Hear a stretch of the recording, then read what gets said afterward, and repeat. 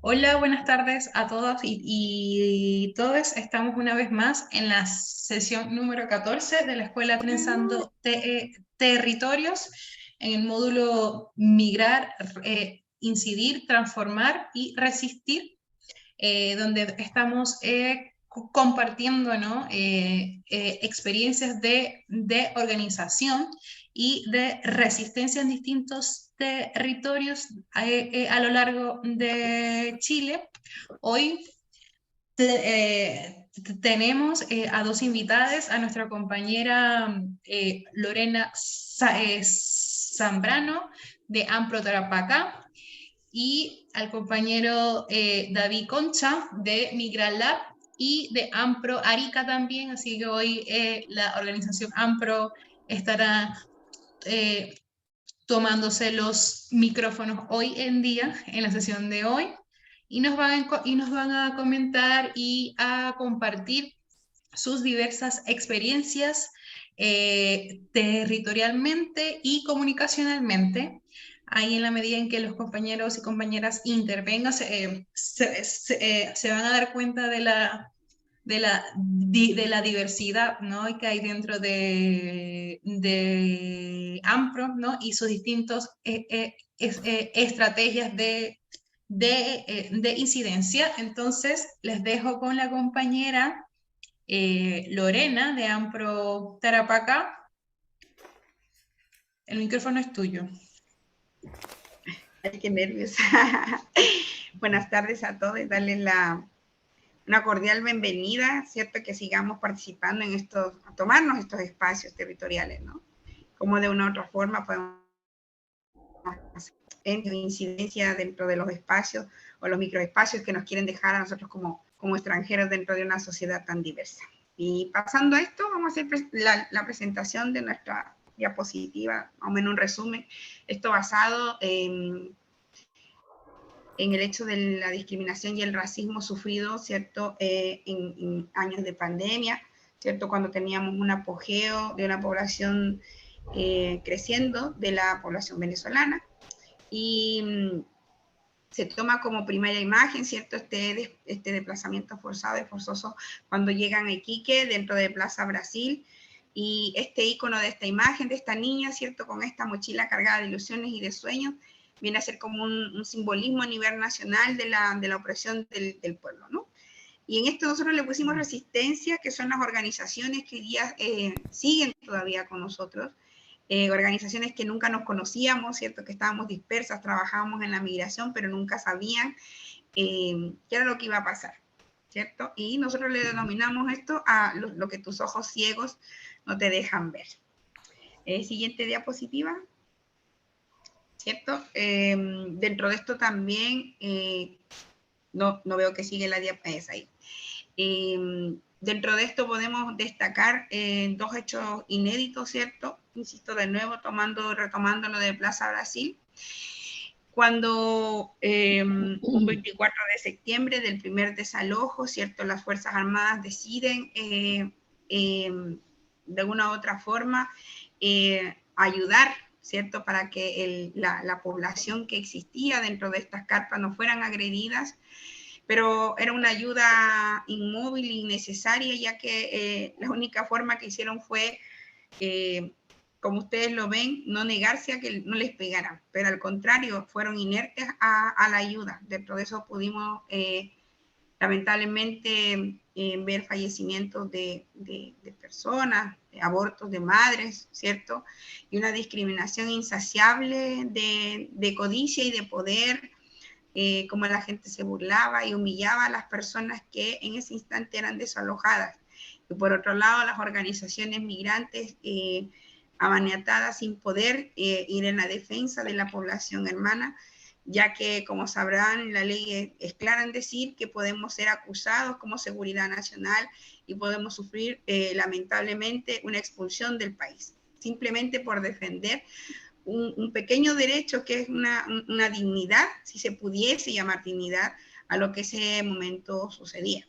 Y mientras tanto iba este escenario corriendo al costado de este otro escenario, ¿no? Como las mujeres seguimos en pie de lucha íbamos a repartir pan, se hablaba de charlas de la diversidad sexual, que tuvimos una cantidad no menor dentro de Plaza Brasil, y cómo de una u otra forma éramos las que apañábamos dentro de esto los paños fríos, ¿no?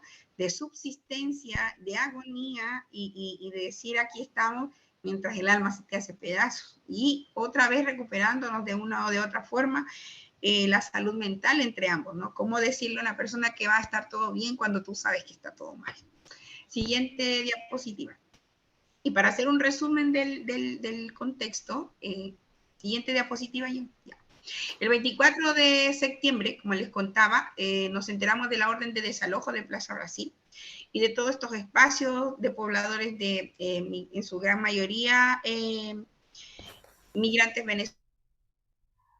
Y se tira del lado del gobierno, ¿cierto?, una crisis migratoria nortina, donde las autoridades, y en ese tiempo la figura del regente de aquí de la región toma esta decisión, a pesar de que hubo negociaciones antes de hablar lo que se iba a conversar de una salida pacífica, sin embargo, otra vez el gobierno nos demuestra su jugada sucia y vil de este desalojo. Y lo que nos llamaba mucho la atención, los que estábamos detrás de cámaras, como se dice, mientras se armaba toda esta pantomima, que no nos podíamos acercar, eran los relatos. Y de esto observamos mucho y lo plasmamos aquí, ¿no? Un relato corto donde una mamá va pasando con su hijo y dice lo siguiente. Dice su madre: mira, hija, esto pasa cuando la gente no trabaja y quiere solo pedir. Su hija le dice: pero mamá, son niños. La madre responde: sí, pero yo no salgo a pedir para comer, yo trabajo y no te utilizo. La hija responde pensando: ¿y si le paso mi colación al niño que llora? Y la madre responde muy molesta, le dice: no, ya vendrán esas organizaciones que todo les dan, mientras nosotros los chilenos acá nos morimos con necesidades.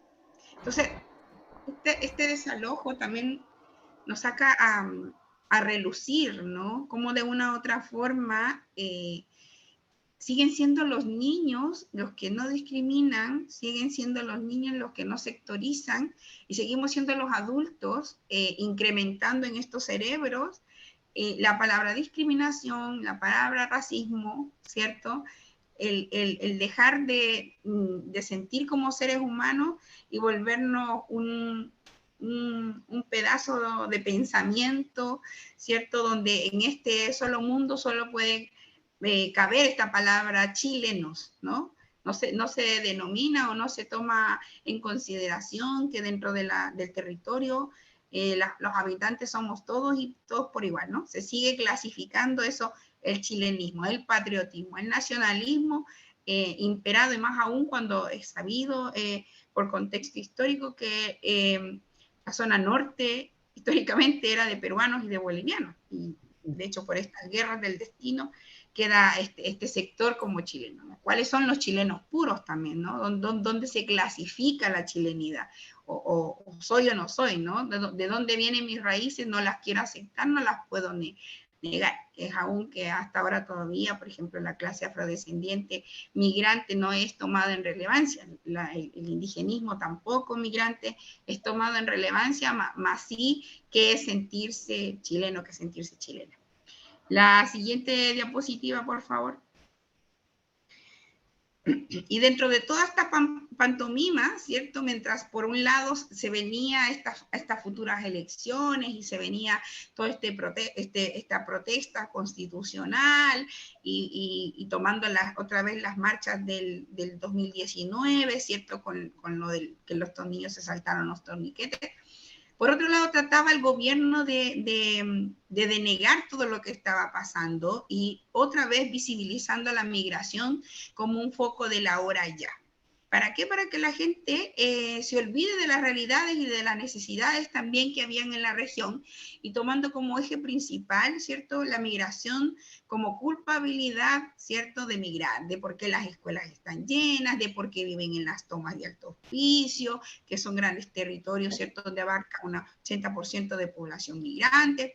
Y nuevamente este gobierno exalta que el voto tenía que ser un voto consciente, un voto seguro para que esta migración se vaya. ¿Y cómo utiliza de una otra forma de nuevo a la migración para que esta migración juegue este rol sucio de llamarlos a votar en contra, ¿cierto?, de todo lo que estaba sucediendo, para que los migrantes ya regularizados pasen también a tener odiosidad por esta ola migratoria? Y así disvariar en la mente de las personas la verdadera realce de lo que pasaba en Chile a través de, otra vez, la culpabilización de la migración como un eje importante de lo que hoy día pasaba en la región, ¿no? Y es ahí donde justamente las organizaciones a nivel nacional, reunidos en común junto a la Red Nacional en Santiago, se propone llevar una carta a este gobierno y decir, basta ya, ¿qué está pasando en la zona norte? Que estamos solos, ¿no? Y después llegan estos organismos internacionales. Siguiente diapositiva. Y dentro de esto también, ¿cierto? Vemos cómo le querían echar pañitos fríos, ¿no? Cómo se crea estos dos famosos refugios, ¿no? Estas tres instancias, ¿cierto? Por un lado estaba Colchanes, ¿cierto? Y por otro lado estaba este famoso Lobito, queriendo suplir de una u otra forma las necesidades de lo que hoy día, de lo que en ese tiempo acontecía y hasta el día de hoy, porque esto no se ha terminado, o sea, se ha hecho un receso, más la situación no ha cambiado. Y vemos cómo de una u otra forma estos famosos refugios pasan de ser refugios a centros de concentración. Nosotros lo denominamos, y yo no sé si ustedes recuerdan esta historia de La vida es bella, ¿cierto? Donde este papá jugaba con el niño para engañarlo y decir que todo estaba bien y que todo esto era un juego, lo que le pasaba al menor, mientras lo que realmente sucedía era que sus padres y los demás eran matados. Exactamente pasaba aquí en la zona norte. Si bien no hubo una matanza de vidas, hubo una matanza de la dignidad, hubo una muerte en fronteras y siguen habiendo en la actualidad, ¿cierto? Hubo una denigración hasta más no poder del sentir, de cómo yo me siento ser humano, sino acabar hasta con el sueño de eso, ¿no? Y debido a esto se crea esta famosa zanja, ¿cierto? Tan cruel, para impedir el paso de los hermanos por paso no habilitado y según ellos mermar esta crisis migratoria. Pero de esto no tomaron en cuenta que al hacer estas famosas cierres de fronteras y cuestionarse bajo esta mirada de la zanja, produjo más tráfico, más trata, ¿cierto? Y mucho más aún el índice aumentado en 100.000 veces, lo que es los pasos no habilitados, ¿no? Esto generó un revuelo a nivel internacional y Chile queda en el foco del huracán como un país que no sabe cómo mantener refugios.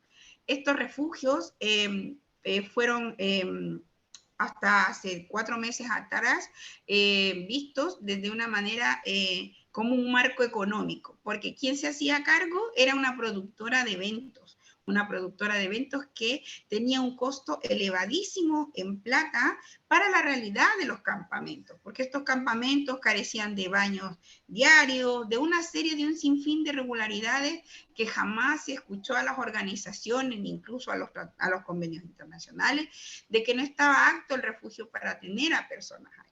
Y cómo dentro de eso también este maltrato psicológico de estas personas, que nunca siquiera se les hizo una evaluación para poder tratar con personas refugiadas. Y es más, dentro de los mismos refugios no se les reconoce su condición de refugio, sino al contrario, se sigue creyendo que son personas de tránsito, se sigue creyendo que se sigue marginando y criminalizando dentro de los mismos espacios esto, ¿no?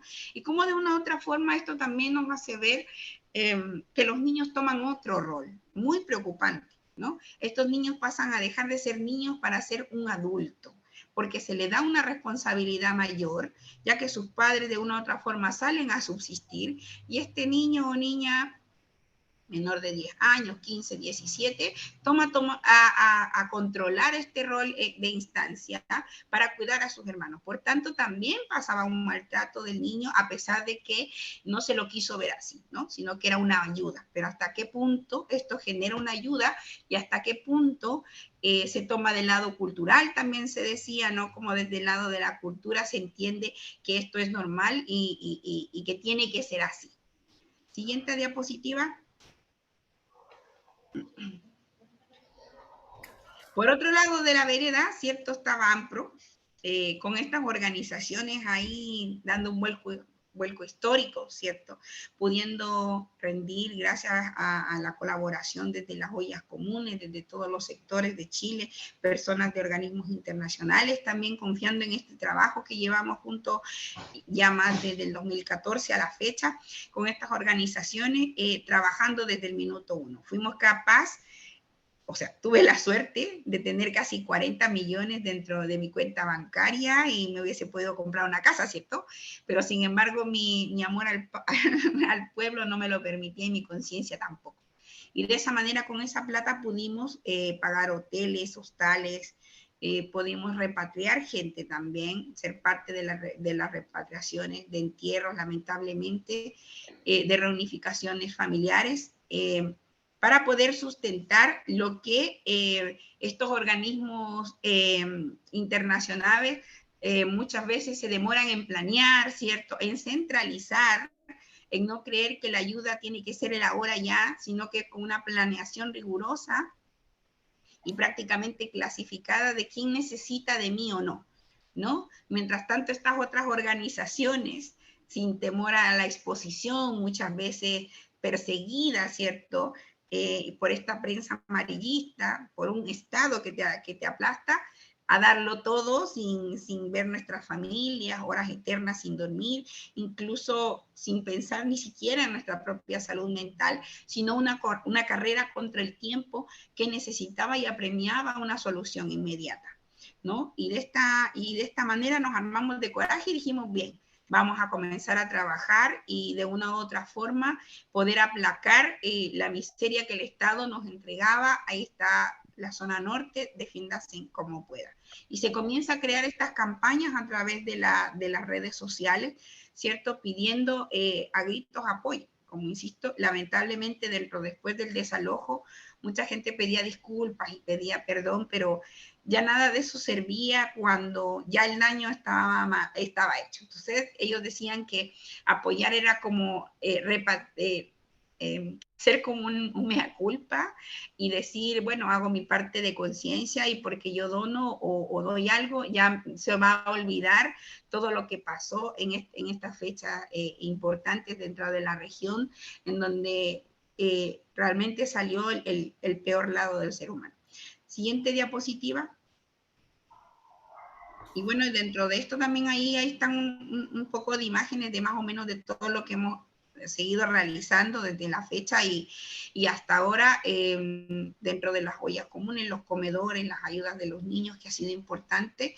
Y yo creo que de no seguir descansando jamás, yo creo que las organizaciones sociales o la vocación social es algo que no se va a acabar nunca. Por más que uno un día se levante cansado y diga que ya no más, es sentirse lo que, bueno, los que somos migrantes, yo creo que lo podemos entender un poquito más. Es como sentir que yo ya pude lograr algo y que estas otras personas tenemos que darles también la oportunidad de lograr su sueño, de alcanzar lo que nosotros también algún día vinimos a hacer. Y por último, la siguiente diapositiva. Nada más que decirles que gracias. Este fue un letrero que pintamos afuera del campamento, del campus Lobito, que todavía dura ahí, ¿cierto? Y con una frase que ellos también escribieron, que era: migrar es florecer y no desaparecer. Y ahí siguen nuestras flores floreciendo y de ahí tendremos que seguir subsistiendo a un estado que por más que nos quiera borrar del mapa, seguimos estando y seguiremos estando. Eso, compañeros y compañeras.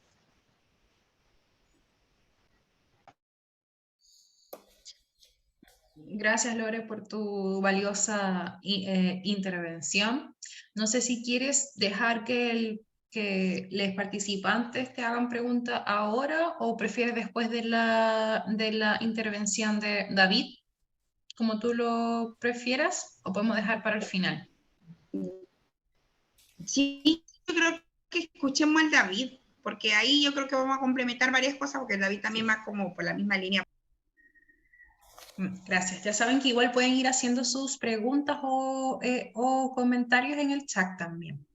Ya, David, bienvenido, bienvenida a la Escuela Trazando Territorios. El micrófono es tuyo. Adelante, Hola estudios. Jen, gracias. Bueno, primero saludar a todos los presentes. Para mí la verdad es que recibir la invitación a poder participar de esta clase me pareció una gran oportunidad para poder contarles también un poco lo que hemos estado haciendo desde el territorio de Arica desde hace ya algunos años. Quería compartir pantalla. Voy a partir Jen compartiendo un poco de lo que hemos hecho a partir de un proyecto de una pequeña miniserie de televisión. Bueno, yo soy documentalista. Nosotros partimos el año 2017 haciendo una serie de cortos documentales que se llamó Sueños sin Fronteras. ¿Se ve bien la diapositiva? ¿Se ve? Sí. Sí, yo la veo. ¿Se ¿Las ve? demás la ven? Sí, yo la veo.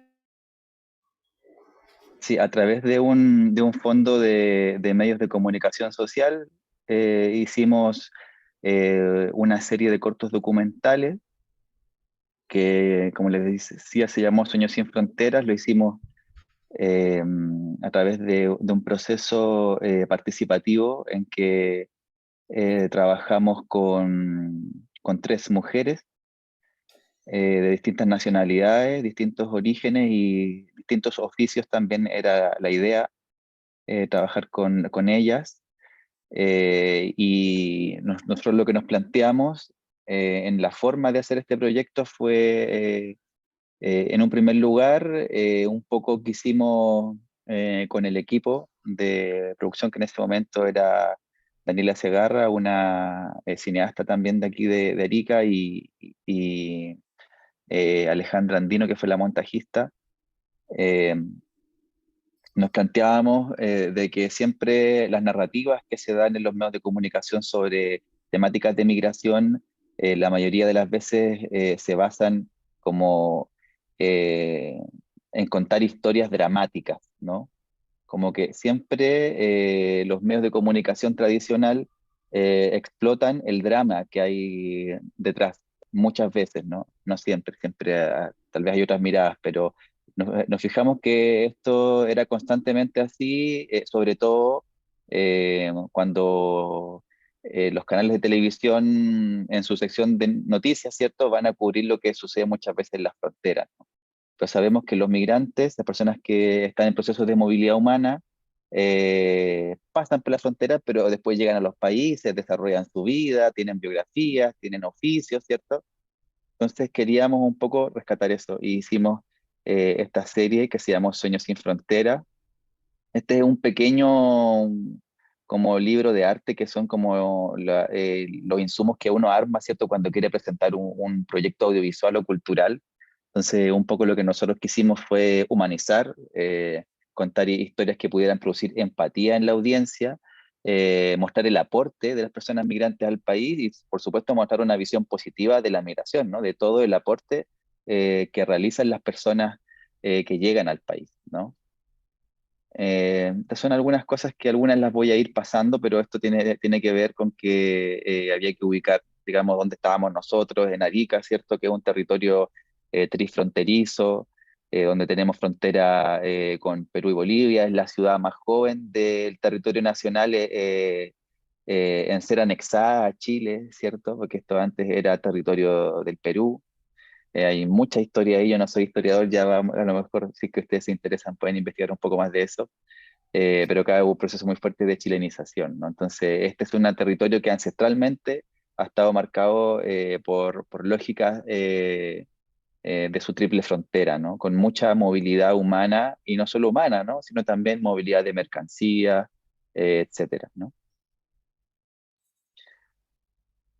Bueno, aquí esto también que no sé si ustedes saben, pero aquí en Arica existe el campo minado, el campo más densamente minado del territorio chileno, que la dictadura de Pinochet, como una política de defensa, ¿cierto? De guerra, no se le ocurrió mejor cosa que instalar campos minados no solo en el norte, sino también en el sur y en otras zonas fronterizas donde Chile podría tener potenciales problemas, digamos, con los países vecinos. Y aquí en Arica, curiosamente, existe el campo más densamente minado del territorio, donde desde el año 75 a la fecha ya van más de 160 víctimas, y creo que el número está desactualizado, pero más de 35 muertes, debido al tema de los campos minados, que las muertes se dan por personas que han querido ingresar al territorio, ¿no? Que se sabe que por Chacayuta ingresan caminando, muy similar a lo que sucede en Colchane.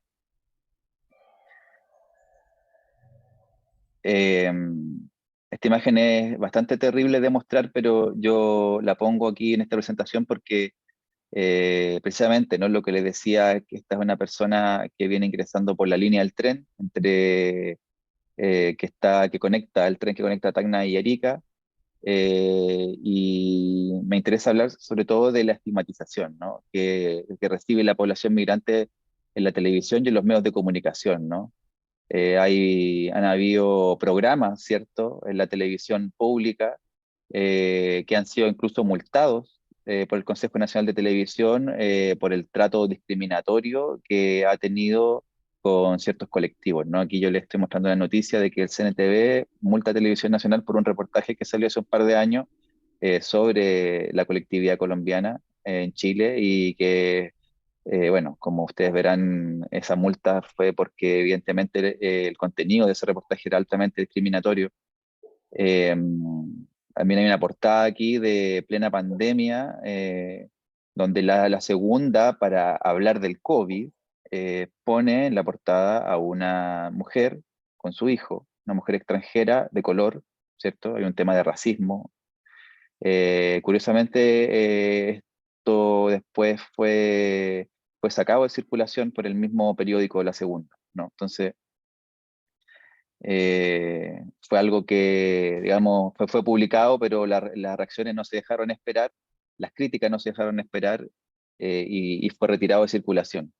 Entonces, esto, como yo lo pongo aquí en la diapositiva, tiene que ver con cómo los medios de comunicación reproducen el racismo y la discriminación, y eso legitima, por supuesto, socialmente la violencia hacia los colectivos migrantes. Bueno, también aquí hay otros programas nefastos de la televisión, ¿cierto? Como esto, El Cuerpo No Miente, y una serie de programas que son programas importados, ¿cierto? Que los vemos que existen en la televisión internacional, ¿cierto? Y que tienen un sesgo notablemente racista, y xenófobo, ¿cierto? Con las personas extranjeras, donde constantemente están exponiendo a las personas, ¿cierto? Creando esta imagen negativa de los extranjeros, ¿no? Y acá también, el CNTV también sancionó al Canal 13 por el programa El Cuerpo No Viviente, entonces, por vulnerar los derechos humanos de las personas. Entonces, aquí entro un poco viendo todo esto, ¿no? Nosotros, ¿qué es lo que quisimos hacer, ¿no? Y aquí pongo una cita de una entrevista que hace Carmen Guarini. Yo tuve la suerte de tomar un taller con Carmen, que es antropóloga y cineasta también, que ella le hace una entrevista a Jean-Louis Comolli, y dice que la práctica del cine documental consiste en hacer sentir al otro que la cámara está con él y no contra él, ¿no? Entonces, les dejo esa reflexión que para mí es súper importante en mi práctica como documentalista. Bueno, aquí hay un fotograma de la serie que hicimos. Bueno, esta es una fotografía del lanzamiento, que esto es muy triste, pero el día del lanzamiento se cortó la luz. Sí, esta foto la sacamos, no pudimos estrenar nunca presencial. Estrenamos solamente por internet. Ahí estábamos reunidos el equipo de... la última persona que ustedes ven a la derecha es Ángela, que ella iba a hacer, yo la contacté a ella para ser parte de la serie, digamos, como protagonista, pero luego me enteré de que ella había participado de un proyecto fotográfico de un fotógrafo local, eh, y la habían puesto en la portada del libro sin preguntarle. Entonces, ella estaba muy molesta, no tenía ganas de participar en nada, y yo hablé con Daniela, que es la chica que está en el centro, como la productora, y dije, mira, está esta chica que ella tenía un liderazgo comunitario bien fuerte en el sector donde ella vivía, en torno a comités de acceso a la vivienda, y le dije, mira, esta persona podríamos incluirla en el equipo de trabajo, porque era algo que nosotros queríamos dar ese paso también de no solamente que es una crítica, ¿no? Hacia el mundo académico, hacia el mundo también artístico, que muchas veces vamos a buscar historias y practicamos una forma de extractivismo, ¿no? Eh, y la hacemos nuestra y hacemos nuestros proyectos y listo, ¿no? Entonces empezamos como a poder crear esto y Ángela finalmente fue también asistente de producción del proyecto y la empezamos a entrenar para que pudiera trabajar con nosotros. Así que, bueno, ahí estamos, parte del equipo de realización de este proyecto. Bueno, también aquí otra cita de esta misma entrevista, que es un libro maravilloso de la Carmen Guarini, que dice que nuestra responsabilidad como documentalista es transformar una herramienta de poder en una herramienta de relación. O sea, que la cámara deje de ser una herramienta, ¿cierto?, que está al servicio de ciertos intereses, ¿cierto?, de mostrar ciertas cosas, a ser una herramienta de relación, que nos ayude, ¿cierto?, en nuestra práctica como documentalistas a tejer vínculos, ¿cierto? Así lo interpreto yo al menos. Bueno, a ver, por aquí, buenas cosas. No, esto no. Bueno, nosotros lo que en algún momento nos planteamos con esta serie fue de que las participantes pudieran formarse en storytelling y pudiéramos hacer mediaciones en la escuela, ¿no? Y construir guías pedagógicas para trabajar estos temas en el aula con los profesores y capacitar también a los profesores en el uso de estas guías pedagógicas. Ese paso todavía no lo hemos dado, yo creo que ahora estamos tratando de retomar este proyecto, porque finalmente de los capítulos que íbamos a hacer solamente pudimos terminar 2, por una situación particular que ocurrió con una chica que filmamos con ella y luego no quiso que su capítulo se estrenara, y en realidad nosotros, aunque ella había firmado el consentimiento digamos, de cesión de derechos de imagen, quisimos respetar su decisión de no exponerse, porque igual había estado viendo de que en el estreno de algunos capítulos algunas de las chicas habían recibido críticas y comentarios poco agradables, entonces decidió no exponerse a eso y nosotros lo respetamos, como el derecho a retractarse también, y rompimos el papelito que ella había firmado y bueno, quedó ahí, ¿no? Le respetamos eso. Eh, y ahora las quería invitar, yo creo, como, perdón que bajé tan rápido, que esto ya son como otras cosas. Bueno, la serie se estrenó y se puede ver por Chaya TV y Ubla TV. Eso no les había comentado que nosotros en Arica hace 10 años empezamos un proyecto de canal comunitario que es Chaya TV, Canal 47, eh, que estamos ahí en realidad con súper pocos recursos tratando de sacar el canal adelante. Este año empezamos ya a transmitir por televisión abierta, al aire, así que estamos ahí con ese proyecto comunitario. Y este proyecto se hizo con Chaya TV y se estrenó por Chaya TV y UPLA TV, que es un canal de la Universidad de Playa Ancha en Valparaíso. Así que quería como introducirlos con esto, no sé si voy muy pasado en el tiempo lleno, ¿estoy bien? No, va súper. Tenemos Ya, 20 minutos antes de las 8, que a las 8 es el receso de 10 ya, minutos. súper, Así que súper, estamos bien. entonces tenemos tiempo. Quería igual invitarles a que les voy a copiar en Zoom el enlace de uno de los capítulos que hicimos para que lo vean. Eh, bueno, y ahí lo vemos y volvemos. Yo prefiero, en vez de proyectar por acá, compartirles con el chat. ¿Les parece? Me pasan con el dedito ahí que no. Ya. ¿Qué opina? Les voy a compartir. Jen, perdón, dime. Sí, sí, sí, no, no, dale. Sí, bueno, no sé cómo Dale. les sea más fácil. Sí, vale, que lo puedan. Sí, porque a veces como que no es tan, en el Zoom como que se pega, como que sí que lo pueden ver en buena calidad. Les voy a compartir el capítulo que hicimos con Julia, que ahora la Julia se nos devuelve a República Dominicana, es una pena, pero yo estoy feliz por ella porque se va con su familia de vuelta. Así que les voy a compartir ese capítulo, para que dura alrededor de 5 minutos, así que lo vemos y volvemos.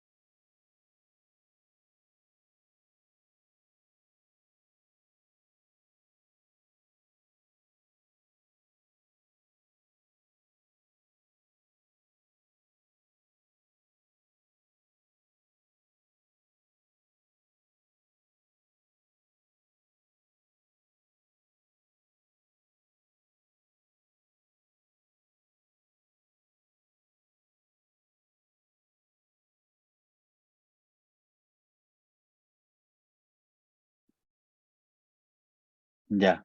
¿Volvimos? ¿Lo vieron? ¿O falta alguien? Sí, sí. A mí me falta 30 segundos. Ah, dale, dale, terminen de verlo. A ver. Sí, Luciana escribe mientras voy a ir diciendo, dice que quiere que muestre el documental que mostré en el encuentro. Vamos a terminar con ese ahora, pero quería igual mostrar algunas otras cositas.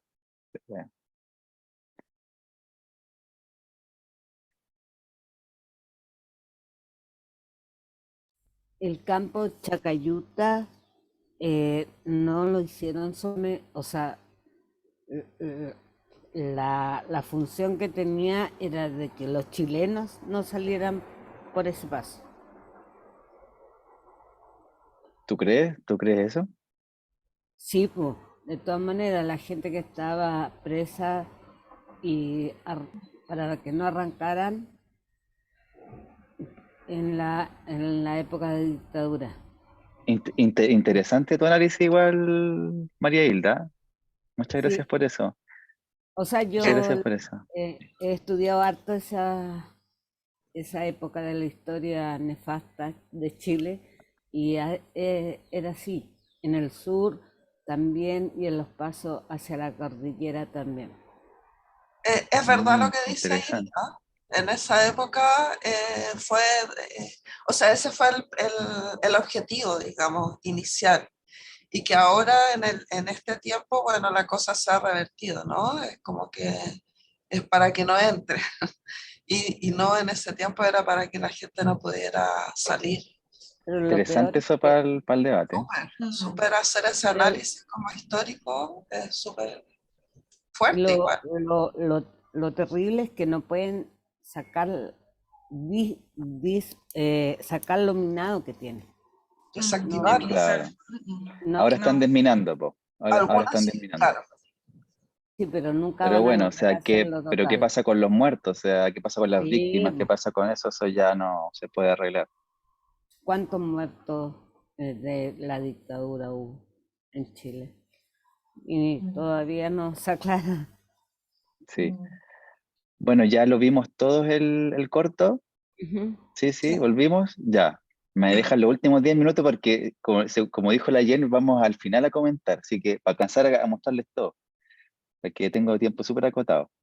Entonces, nosotros hicimos este proyecto el año 2018, si no me equivoco, y ahí un poco la crítica que hacíamos después de eso era, ya, está bien, tratamos de hacer un proyecto participativo. De hecho, el título de Sueños sin Fronteras lo eligieron las protagonistas del proyecto. Tratamos de trabajar, como les decía, no una narrativa basada en el drama, sino en los sueños, una narrativa, digamos, pasar de esta historia de sufrimiento a historias, digamos, de cómo ellas ven se proyectan hacia el futuro. Eh, pero había algo que sentíamos que teníamos que seguir empujando esto un poco más allá, que era, seguimos siendo nosotros quienes las filmamos a ella, ¿no? Entonces, el siguiente paso que dimos fue hacer un proyecto para hacer talleres audiovisuales dirigidos a las personas migrantes. Y hicimos este proyecto que les voy a compartir muy brevemente porque creo que no alcanzo a mostrarles todo, que es un proyecto que se llama Postdata, que es un proyecto de cartas fílmicas, que ya les voy a mostrar un poquito un avance también para que ustedes un poco también vean y sepan cómo se trabajan los libros de arte para los proyectos o los que se les dice artbook, deck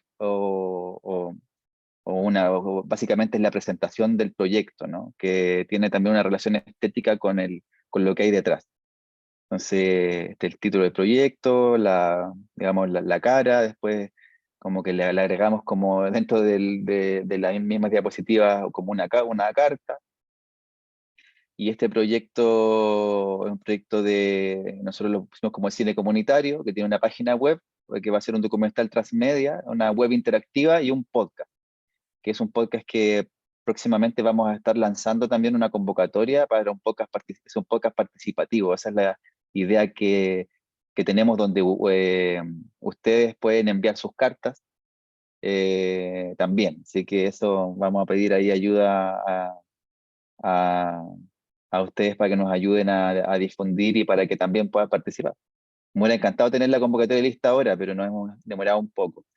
Entonces, a ver, de acá no sé qué más les puedo mostrar, hay cosas que se repiten.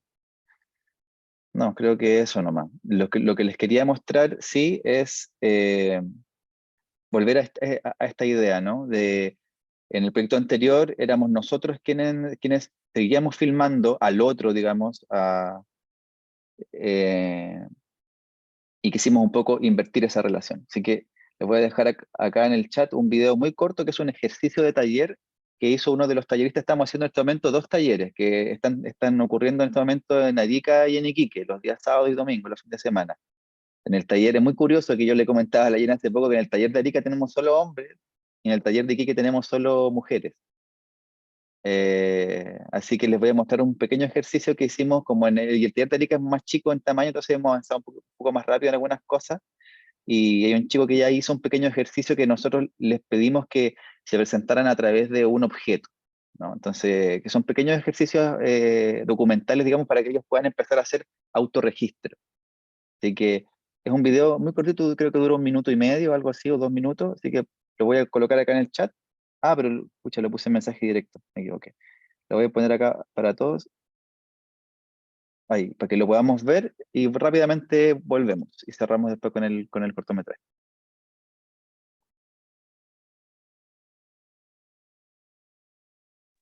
Dice que es privado el video en YouTube. Ay, pucha, me falló.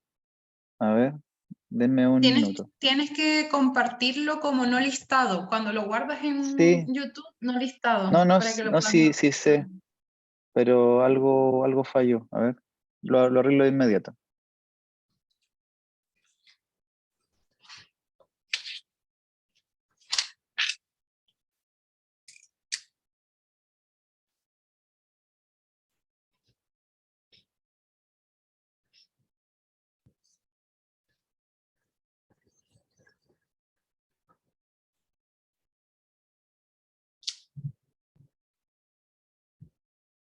A ver, denme un minuto.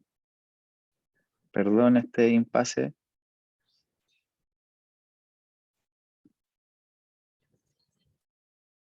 No, creo que voy a... Es que sabéis que no sé por qué no me aparece en mi...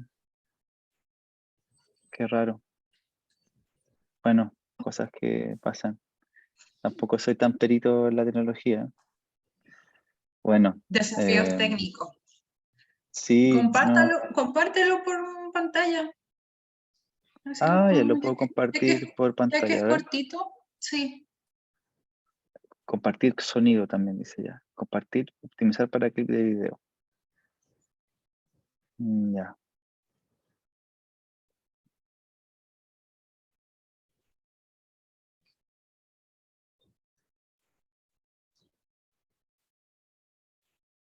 En un minuto estoy llegando al video. Aquí está.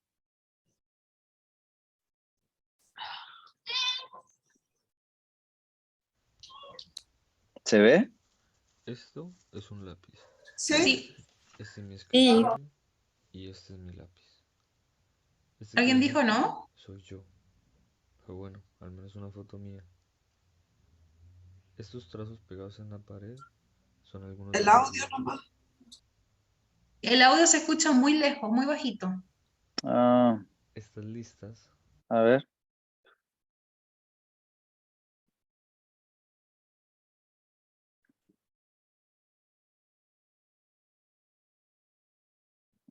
Dame un minuto, perdón.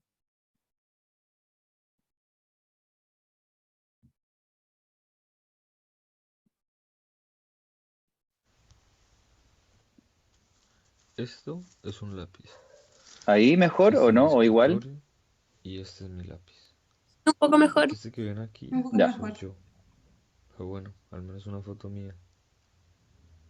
Estos trazos pegados en la pared son algunos de mis dibujos.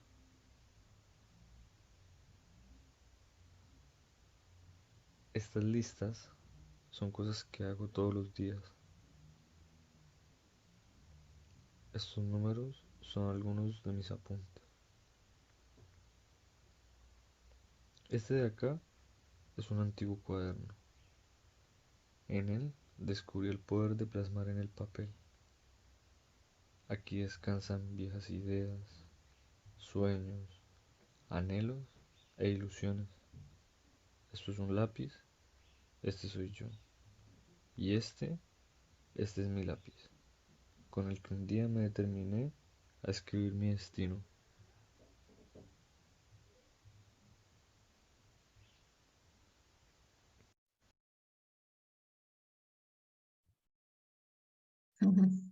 Bueno, ese Wow. es un pequeño ejercicio de uno de los talleristas del TED que estamos haciendo en Arica, que yo lo quería mostrar porque lo encontré súper bien logrado, porque imagínense, llevamos 3 clases y le doy un ejercicio y un chico hace esto, me parece tremendo.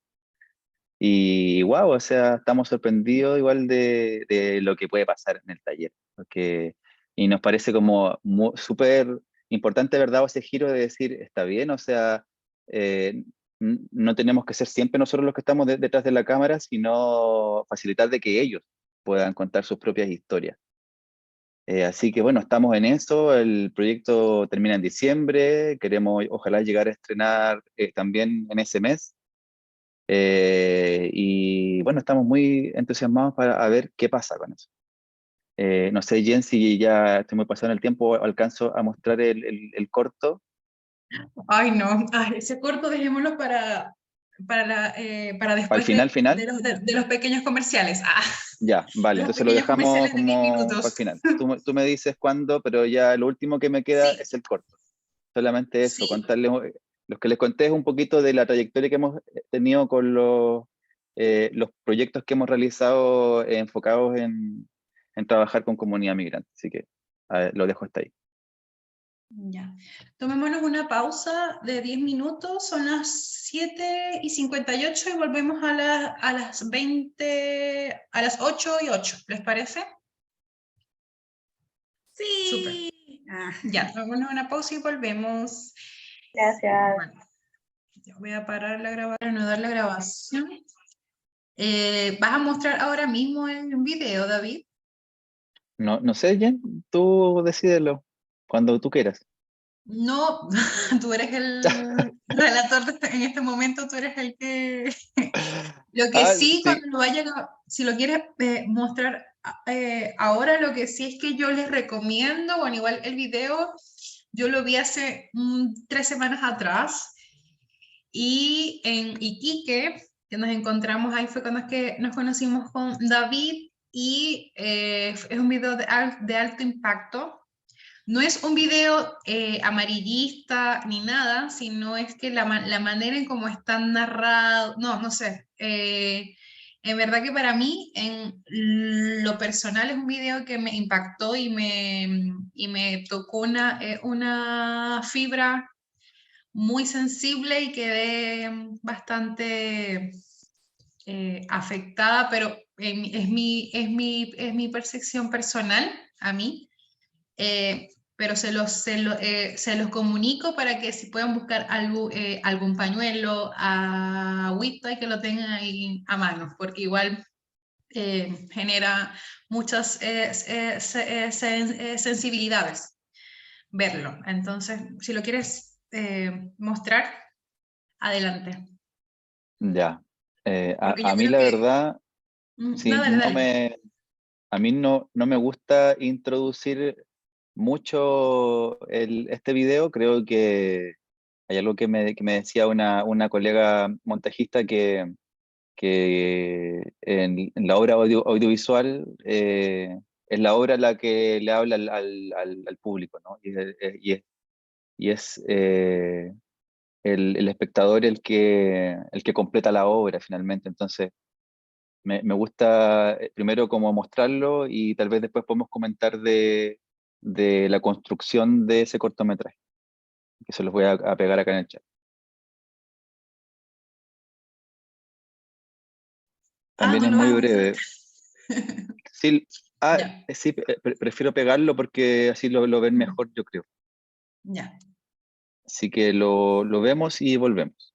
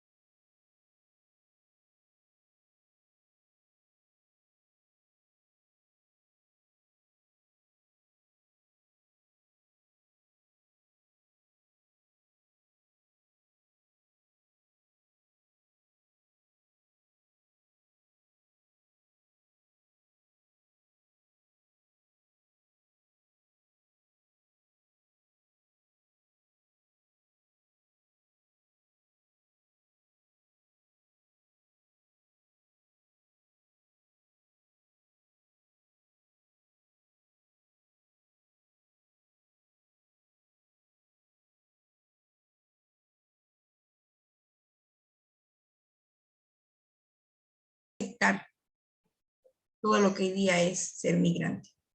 Eso.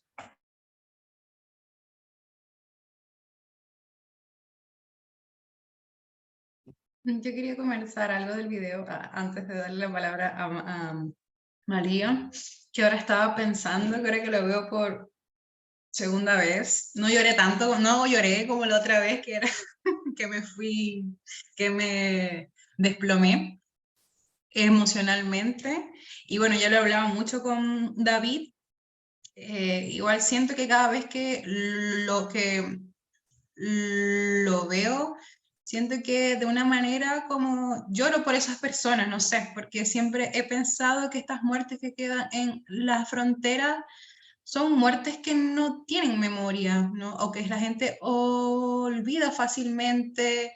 Son personas que yo creo que muchas de ellas, ni sus familias en sus países de orígenes saben que aún han muerto quizás, ¿no? Entonces, como que siento que igual esta forma un poco como poética, ¿no? De hablar, de habitar la migración desde otra perspectiva y de mostrarla de otra manera, me permitió eso, ¿no? Como quizás conectar con la muerte de otra forma, ¿no? Y también pensaba, bueno, y también incido mucho con lo que dice Lore, ¿no? Uno nunca deja de habitar el duelo migratorio, ¿no? Yo creo que eso nos acompaña, es un sentimiento que nos acompaña. Ya yo llevo ya 6 años acá en Chile y no sé, es un sentimiento que habito todos los días, cada minuto, ¿no?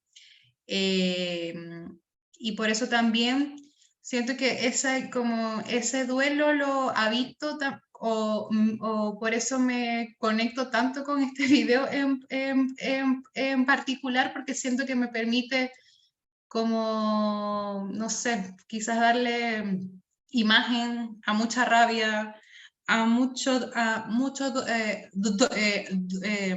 dolor, y creo que algo que lo que se cumple, que tú lo dijiste en un principio, David, que es el humanizar, ¿no? Yo creo que todos los 3 videos que tú nos has mostrado el día de hoy te muestran, ¿no? Que no sé, que somos seres humanos, ¿no? Simplemente eso, somos seres humanos que tenemos sueños, que tenemos vida, que tenemos oficios, que tenemos profesiones, que hacemos cosas, que nos organizamos, que algo nos está movilizando. Entonces, siento que con los 3 videos que mostraste, como que muestra eso, ¿no? Valga la redundancia, ¿no? Que eso, simplemente que somos humanos, y parecerá como muy simple decir eso, pero es que realmente lo que está pasando es que no nos ven como seres humanos, nos ven como, bueno, ya saben cuáles son los discursos hegemónicos que hay en torno a la migración, ¿no? Eso es mi comentario. Y las abrazo, Lore, te abrazo. Te mando un apapacho. Yo también quería comentar del video que encontré que mostraban la migración con dignidad, no como se suele ver en las páginas rojas, que es como que no fueran personas, ¿eh? Como terminaba el video que mostraste, así mostrando hasta la forma de morir de la persona, para captar, no sé, eh, esa cosa sórdida que tenemos los chilenos y en muchos otros lugares también, pero acá sí. Y a mí me dio esa sensación que el video, si bien mostraba la realidad, pero era una realidad con dignidad, ¿sí? No, no era una crónica roja. Eso. Y con respecto a mi pregunta, era saber en qué sentido Lorena habló de que en estos centros de acogida, o no sé cómo le llaman, donde están muchos venezolanos, se politizó un montón. O sea, yo me acuerdo haber estado en Uruguay y hubo un venezolano me decía que no quería venir a Chile porque aquí iba a haber un gobierno comunista. Yo entiendo que puede ser que tengan miedo por lo que pasó allá, pero también en el voto del plebiscito, ¿qué tanto incidió ese voto? Eso quería preguntarle a Lorena. Yo creo que mucho. Yo creo que lamentablemente, insisto, como criminalizar, repudiar la migración y ha hecho que estemos donde estemos. O sea, es que es algo ilógico creer que en la región de Tarapacá nunca hubo prostitución, aquí nunca robaban, aquí nunca secuestraban, nunca se vendía drogas y como que llega esta población a alborotar toda la región. Lo que pasa es que la región es pequeña, de que tuvimos asentamientos importantes dentro de la ciudad, es verdad, pero lo más tragicómico es, nosotros decimos que es como miedo a la pobreza, la parafobia. O sea, nadie puede venir más pobre que yo. No, no puede haber un pobre, porque eso era lo que se veía. Nadie puede venir a ensuciarme la ciudad más que yo. Yo tengo que ensuciar la ciudad, no un extranjero que venga a ensuciar la ciudad. Eso era lo que se veía y lo que se irradiaba, ¿no? La odiosidad desde ese punto de vista. Nadie tenía ni siquiera una lógica de decir, no, a mí no me gustan los migrantes porque, no sé, porque hablan otra lengua y es muy difícil. Nadie decía eso. Lo que se hablaba, incluso los colombianos decían, ay, por fin nos dejaron de molestar. Ahora ya no son los colombianos, ahora son los venezolanos. Es eso. Es cómo se transforma las etnias, ¿cierto? Pasa más allá del color de piel, que antes éramos mucho más racializados en la población haitiana, en la población colombiana, y se descansa un poco al llegar a esta otra población, ¿no? Esta población que viene salida de cárceles, según el imaginario, porque todavía no está 100% comprobado, ¿cierto? Que viene con un cártel repleto y armado, ¿cierto? Cuando sabemos que han sido incautados, han sido prácticamente obligados, muchos de ellos también a ejercer tanto la prostitución como los hechos vandálicos. Y eso la gente no lo ha entendido, ¿no? Si tú no tienes para comer, si tienes una esposa que todos los días te diga que tus hijos mueren de hambre, ¿cómo no le vas a decir que no se mete en problemas? Claro, uno en su raciocinio puede decir, sí, claro, mi dignidad, yo no, jamás. Pero si tú te pones en la postura de la otra persona, ¿hasta dónde estás a punto de llegar por subsistencia? Nadie se ha hecho esa pregunta, ¿cierto? Y como de una otra forma el marco político, ¿cierto? Que ni siquiera es de la región. Tenemos a Trisotti, por ejemplo, tenemos a la senadora, bueno, que en ese tiempo era la senadora Luz Asperger. Se atreven a hablar de la región como un hecho que ellos conocen y palpan, y no es así. Esta gente viene, hace política, dejan la escoba y se van. Y somos los otros que tenemos que apretar de manos y puños y pies todo lo que se nos viene encima, ¿no? El desalojo de Plaza Brasil, había gente de Piñera, gente que trabajó para las campañas, metidas en los desalojos y haciendo protestas. Gente que estuvo, esa gente sí que estuvo en cárcel, fue parte incluso de genocidio.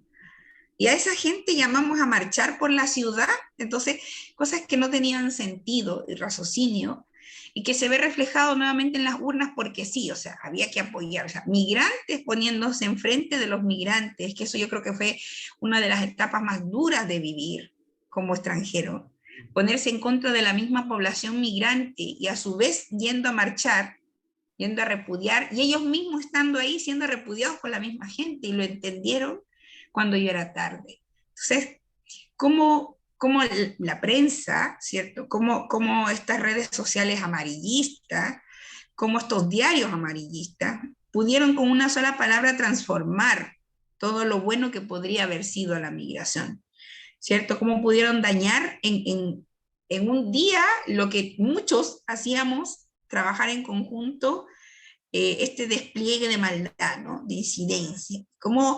Y cómo vemos cómo se transforma o se quiere transformar el hecho puntual que Chile vivió, ¿cierto? Cuando no era democracia, y que yo insisto que todavía no estamos en democracia, como que si viviera este Pinochet, este Chile no fuera así. O sea, la gente se olvida lo que pasó, un proceso duro por querer deshacerse, borrar una mancha, como dicen ellos, una plaga que llega al país, sin reconocer que estás invitando a que se vuelva a cometer los actos de barbarie más grandes de la historia, ¿no? Entonces, es así que se ha dado siempre esta vuelta, ¿no? Pasa alguna cosa, los migrantes, y así nos olvidamos del resto. Entonces, es una reflexión también de cómo yo, para un lado, soy democrático, pero por otro lado soy así bien anarquista, ¿no?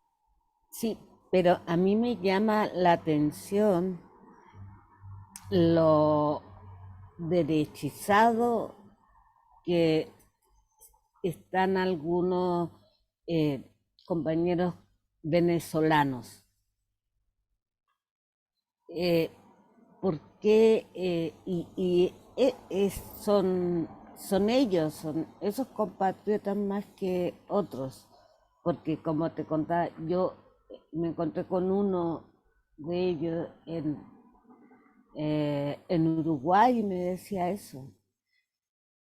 Y después cuando, al reflexionarlo, en realidad pasa y pasará porque, no sé, no entiendo por qué.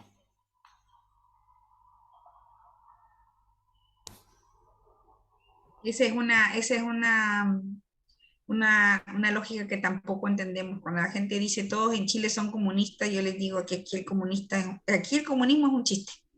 De verdad que sí, comparado a otros países, pero no es eso, es que la gente no entiende que Sudamérica despertó, América despertó, se cansó porque en todos los países está exactamente lo mismo. Entonces, y hay que entender también que aquí pasaron varios procesos, o sea, en el 2012 llega una población migrante venezolana con otros recursos, muy inversionistas, ¿cierto? Y que explotaban a su propia gente, que parece que eso también se les olvida. Luego de esto viene una clase media a partir del año 2019, y en el 2020 reapunta la gente que sale de los pueblos ya afectados, ¿cierto? De toda esta ola de gobernistas de lo que estaban pasando. Pero no quiere decir que dentro de ellos no encontráramos gente de bien. Y como en todos lados, migra todo tipo de gente. Ahora, cómo clasificarlas no sabríamos, pero por eso digo, eso ha sido lo más doloroso, ¿no? Cómo entender que una misma nacionalidad se refiere a los otros como esa clase de gente, esta escoria de gente. Oye, y tú te preguntas, ¿y tú de dónde eres? Ah, es que yo soy venezolano, pero de otro sector. Entonces, es esta ideología de destruirse, ¿no? De como acabar con esta gente no tiene derecho a migrar, ¿cierto? Desconocemos de dónde son, haciendo campañas incluso, ¿no? Y en plenas votaciones políticas también, gente que pegaba los carteles, eran venezolanos, pero resulta que no podían estar los mismos venezolanos. Entonces, por eso decimos que es un juego sucio político, utilizable, frágil, que está a la vista de todos y que saben que este marco les conviene. En realidad, la migración hoy en día es más que un número, es un negocio rentable para los lucradores del país y del mundo.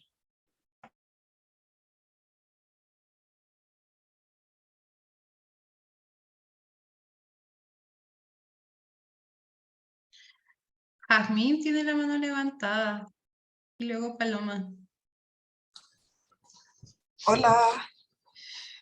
Oye, yo quería hacer un par de comentarios de lo que presentó Lorena y también interesante lo que presentó David, porque, bueno, ambas experiencias, digámoslo así, me parecen súper importantes, porque por una parte el relato de Lore, ¿cierto?